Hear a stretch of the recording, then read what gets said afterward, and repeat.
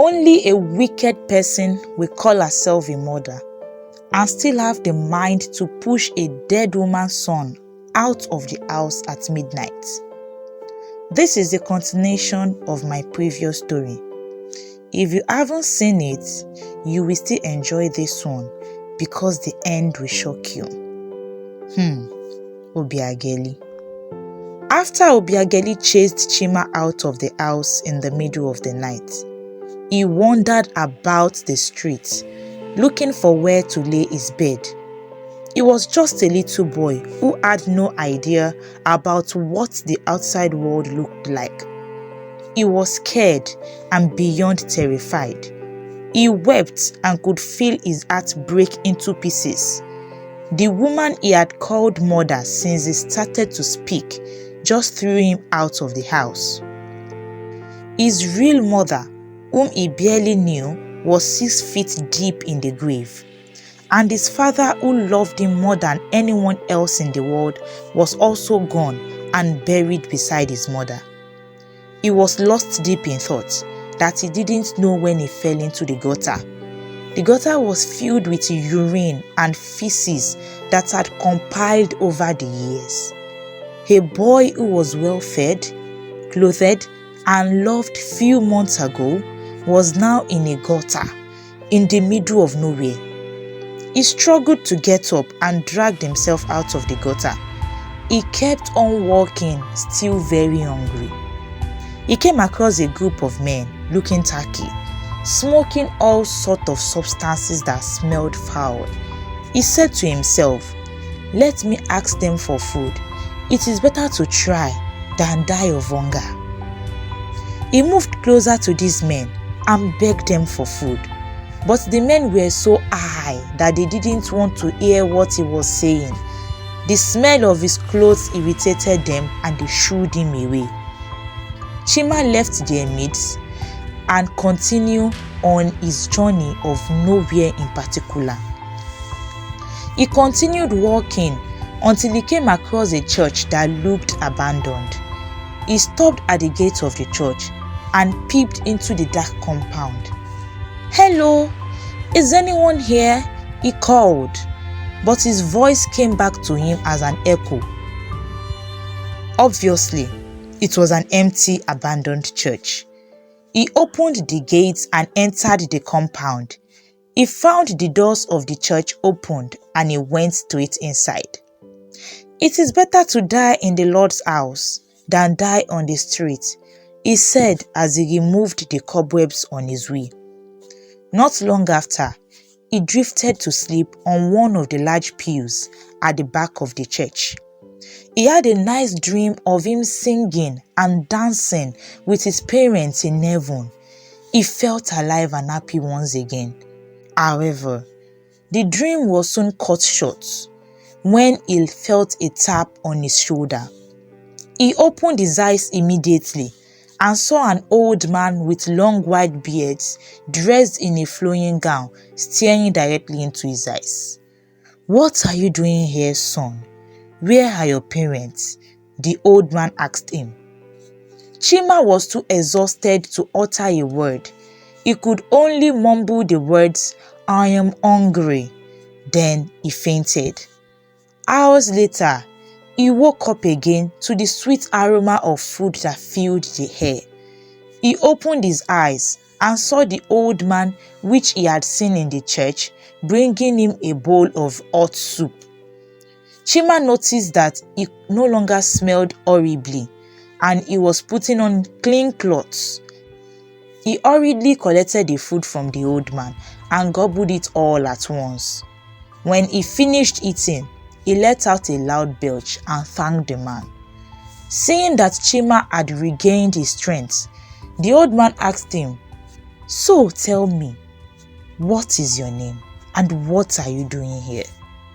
Chima narrated the story of how his father had died on his 10th birthday and how his stepmother, whom he had always thought was his mother, threw him out of his father's house at the middle of the night, few months after his father's death. The old man listened to his story and felt compassion for him. Then he introduced himself. I am Reverend Father Thaddeus, and I am happy to meet you, my son. Tomorrow you will go back home, I promise." Chima slept peacefully for the first time in a long while, dreaming about his parents. He woke up rather late in the afternoon of the next day, but couldn't find Father Thaddeus in the room. He heard some voices outside, so he peeped and saw Father Thaddeus talking to other men dressed like him, and some men dressed like policemen. Father Thaddeus turned to his direction suddenly and saw Chima peeping, so he motioned him to come out. Chima came out timidly and greeted the men standing. He was asked to repeat his story, which he did. One of the policemen who looked like the boss asked Chima, "Young boy, what is your father's name and where do you live?" Chima answered, "My father's name is Uche Obina, and I live at number 5 Crescent Close." Immediately Chima mentioned his address. All the policemen present looked at each other at once, amazed. The chief police officer asked Chima again, "Can you describe your stepmother? Tell us her shape and appearance." Chima answered and gave a full description of his stepmother. The policemen were shocked and whispered amongst themselves. Then the chief police officer asked him, "Chima, how many sisters do you have?" "I have 4 sisters," Chima said with confidence. The chief police officer called Father Thaddeus and the other priests to his side and spoke in very low tones. The priests were shocked when they heard what the police officer said and nearly shouted, "Oh my God!" They slowly walked back to Chima and told him that it is time to go home. Chima was taken home by the policemen and the priest followed. When they all got to Chima's father's house, Chima saw his stepmother clothed in black, sitting on the ground outside crying, and he could also see his father's relatives sitting on chairs, but not a single person consoled Obiageli, his stepmother. When his family set their eyes on him, his grandmother ran to him and hugged him tight while shedding tears. Obiageli also ran up to him and held his legs, but his grandmother pushed her away and shouted, "You evil woman, you don't deserve to be alive." She then turned to the policeman, "Please take this witch away." Chima's uncle interrupted her and said, "Before she is taken away to spend the rest of her life in jail, let her confess her sins to everyone." Obiageli kept on weeping and asking for forgiveness, but everything fell on their deaf ears. Seeing that no one fell for her tears, she had no choice than to start confessing. She started, "I was afraid that after my husband's death, he would inherit all his properties with nothing left for my daughters. So I maltreated him, starved him, and stopped him from going to school. Last night, he challenged me, so I tried to break his head with a pestle, but he fell on my daughter's legs. So I got angry and chased him out of the house. Then I went inside to call everybody that he ran away from home. Everybody shouted, 'Obiageli, you are an evil woman.'" Obiageli continued to weep, but she dared not stop her confession, else she would be dealt with.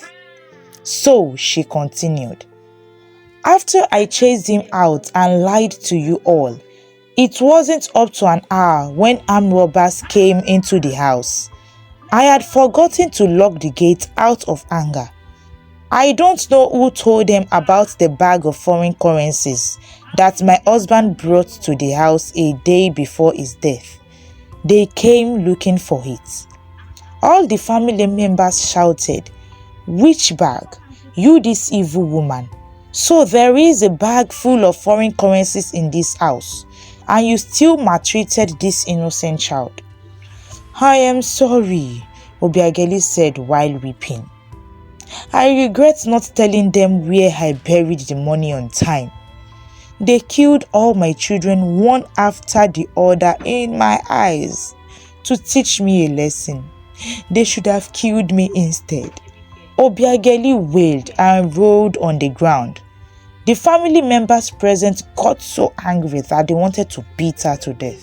You evil woman, you wasted your children's lives and chased out an innocent child at midnight, all because of money. See where you ended your life.